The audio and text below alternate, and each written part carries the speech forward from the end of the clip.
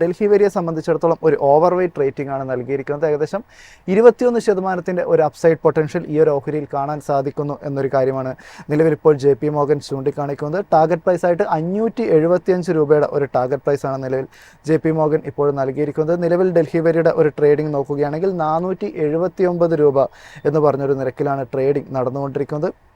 കമ്പനിയെ സംബന്ധിച്ചിടത്തോളം 2025-28 കാലഘട്ടത്തിൽ നോക്കുകയാണെങ്കിൽ കമ്പനിയുടെ എബിഡയിൽ ഏകദേശം ഒരു 58% ഒരു വളർച്ച കാഴ്ചവെക്കാൻ വേണ്ടിയിട്ട് CAGR ഗ്രോത്ത് കാഴ്ചവെക്കാൻ വേണ്ടിയിട്ട് ഡൽഹി വേരിക്ക് സാധിക്കും എന്ന നിലവിൽ JP Morgan വിലയിരുത്തുന്നു. കമ്പനിയെ സംബന്ധിച്ചിടത്തോളം നോക്കുമ്പോൾ കോമ്പറ്റീഷൻ കുറഞ്ഞു വരുന്നു.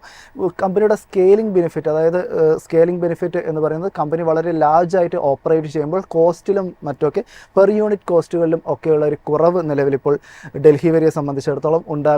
ഇവയൊക്കെ തന്നെ കമ്പനിയുടെ മാർജിൻ എക്സ്പാൻഡ് ചെയ്യാൻ വേണ്ടിയിട്ടുള്ള ഒരു കരുത്തും ഡൽഹി വേരിക്ക് നൽകും എന്നൊരു കാര്യം കൂടിയാണ് നിലവിൽ ഇപ്പോൾ JP Morgan ചൂണ്ടിക്കാണിക്കുന്നത്.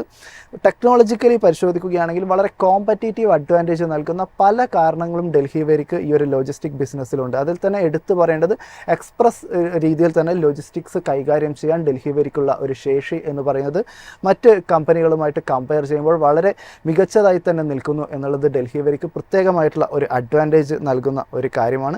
കൂടാതെ വലിയ രീതിയിലുള്ള ഒരു ക്യാപിറ്റൽ എക്സ്പെൻഡിച്ചർ അവർ ഇതിനു മുൻപ് തന്നെ ഈ ഒരു ലോജിസ്റ്റിക് മേഖലയ്ക്ക് വേണ്ടിയിട്ട് നടത്തി കഴിഞ്ഞു എന്നുള്ളതും കമ്പനിക്ക് ഒരു ഫ്രീ ക്യാഷ് ഫ്ലോ ഒക്കെ ജനറേറ്റ് ചെയ്യാൻ വേണ്ടിയിട്ട് സാധിക്കുന്നു എന്നുള്ളതും വളരെ പോസിറ്റീവായിട്ടാണ് JP Morgan ഇപ്പോൾ വിലയിരുത്തുന്നത്.